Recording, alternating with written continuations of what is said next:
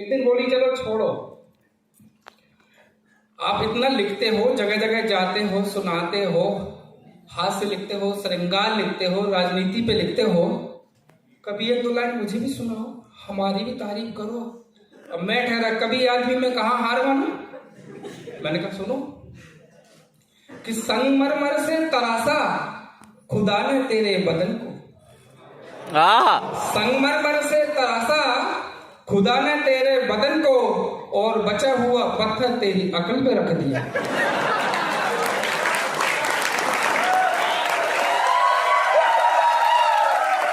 क्या बात है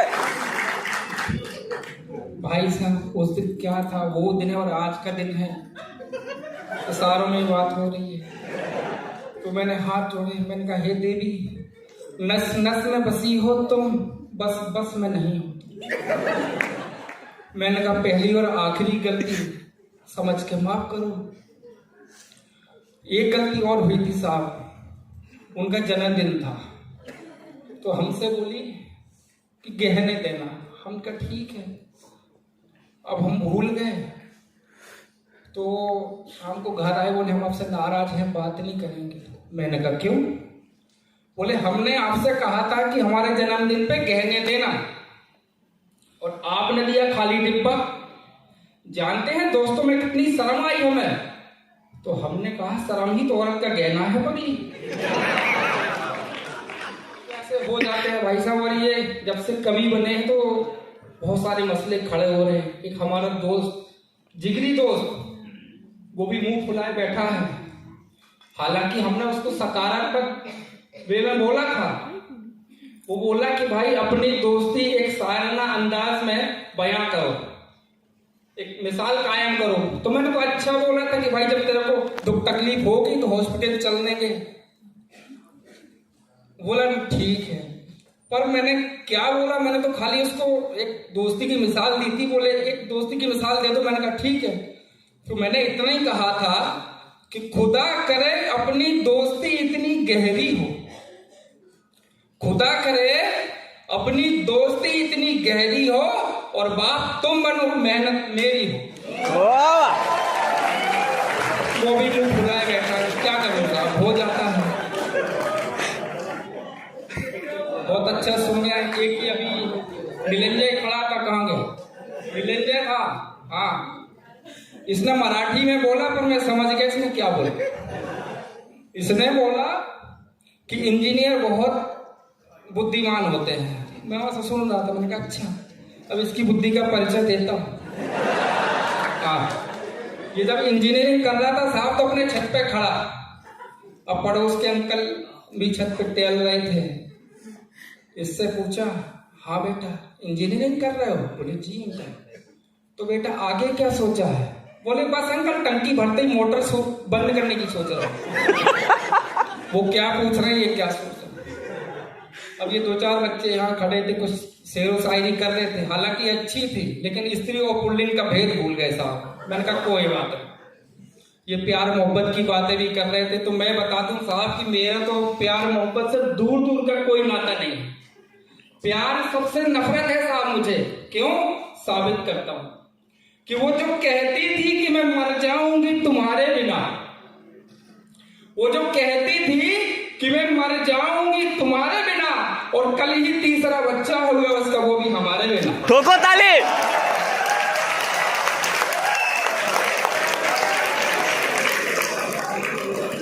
वो जो कहती थी कि मैं मर जाऊंगी तुम्हारे बिना, कल ही तीसरा बच्चा हो गया, वो भी हमारे बिना। इसलिए कहता हूं ये इश्क नहीं आसान, बस इतना समझ लीजिए। ये इश्क नहीं आसान, बस इतना समझ लीजिए, और घंटा समझ आएगा चाहे जितना समझ लीजिए। ओह क्या बात है। चलिए बहुत हो गया, हो। अब आपको लेके चलता हूँ कविता की तरफ। एक चंचल पति की चपलता, और पति शादी की बात क्या ही सोचता है, क्या देखता है, तो उसके ख्वाबों की दुनिया में लेके चलता हूँ साहब। उम्मीद है आप लोग ध्यान से सुनेंगे, क्योंकि कहते हैं कि कविता कान से नहीं ध्यान से सुनने का विषय है। ध्यान से सुनेंगे तो समझ में आएगी। अच्छा, शादीशुदा आदमी क्या कर सकता है साहब? ख्वाब ही देख सकता है। उसके अलावा तो अगर कभी हंसते हुए पड़ोसन से बात करते हुए पत्नी देख ले तो देखो कैसे भौं चढ़ा के आंखें दिखाते हुए कहती कि चलो अंदर अभी हल्दी लगाती हूँ। वो कहता है कि हल्दी क्यों लगानी है, कहीं चोट थोड़ी लगी है। बोले अभी अंदर भी कहाँ चले हो। तो ये है साहब, फिर भी हम जैसे लोग देख लेते हैं, क्या करें। तो क्या ख्वाब देखते हैं कि ख्वाब में देख रहा था उसको, एक पति ख्वाब देख रहा है, ख्वाब में देख रहा था उसको, नींद अचानक टूट गई। वो नहीं सुनो, ख्वाब में देख रहा था उसको, नींद अचानक टूट गई, सपनों की हसीन दुनिया मेरी फिर वहीं पर छूट गई। अब उनके मतलब की बात है, कभी कुंवारे बैठे हैं, अब ध्यान से सुनना और कल्पना करना, मजा आएगा। अब देखिए ख्वाब में क्या देख रहा है, ख्वाब में क्या देख रहा है कि धीरे से था बुलाया मुझको, धीरे से था बुलाया मुझको, प्यार से फिर सहलाया मुझको। धीरे से था बुलाया मुझको, प्यार से फिर सहलाया मुझको। बोली मैं तो तुम पे मरती हूँ, क्या तुम भी मुझ पे मरते हो। बोली मैं तो तुम पे मरती हूँ, क्या तुम भी मुझ पे मरते हो। छोड़ो दुनिया की चिंता, तुम क्यों दुनिया से डरते हो। बोली मैं तो तुम पे मरती हूँ, क्या तुम भी मुझ पे मरते हो। छोड़ो दुनिया की चिंता, तुम क्यों दुनिया से डरते हो। बस इतना कह दो मुझसे कि प्यार मुझी से करते हो। हाँ कहना था मुझको भी उसको, हाँ कहना था मुझको भी उसको, राह वहीं पर रूठ गई। ख्वाब में देख रहा था उसको, नींद अचानक टूट गई, सपनों की हसीन दुनिया मेरी फिर वहीं पर छूट गई। सबर करो, 5 बजे तक है ना प्रोग्राम। देखो समय याद मत दिलाओ तो मजा नहीं आएगा। अच्छा समय से याद आया साहब, एक समय हुआ करता था जब प्यार में लोग अमर होते थे। फिर थोड़ा समय बदला, प्यार में लोग अंधे होने लगे। अब समय ये है कि प्यार में लोग तोते तोतले हो रहे। कैसे? अल्लाह मेरा बाबू गुच्छा हो गया, मेरे बाबू ने खाना खाया। गुच्छा मतलब ग्रुप होता है। मेरे बाबू ने खाना खाया, ऐसा सीधे सीधे बोल रहे हैं, क्या है ये।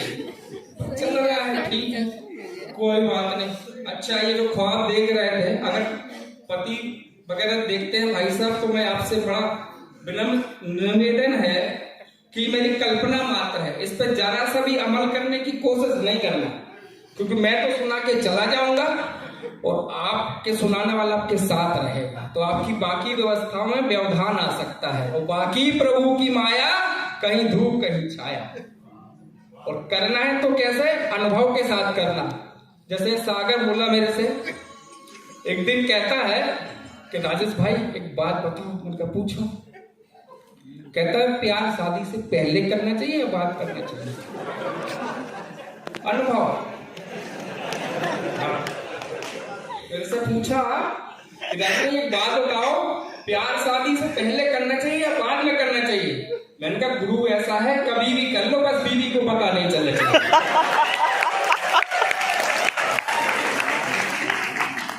हाँ,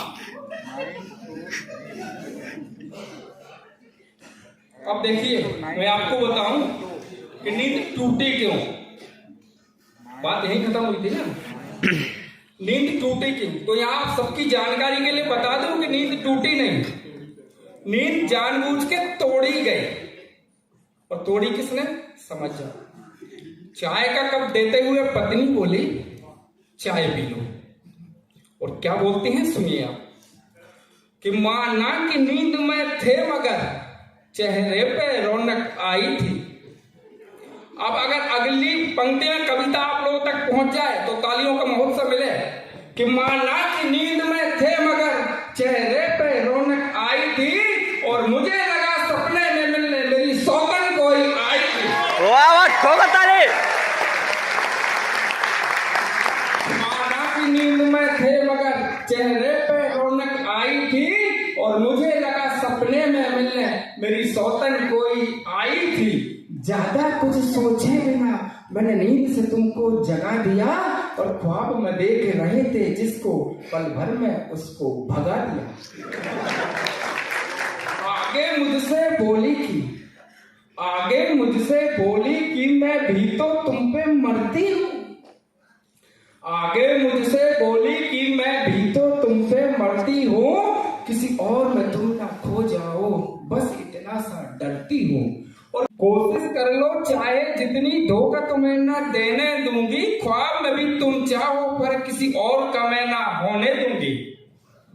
कोशिश कर लो चाहे जितनी धोखा तुम्हें ना देने दूंगी, ख्वाब में भी चाहो तुम पर किसी और का मैं ना होने दूंगी।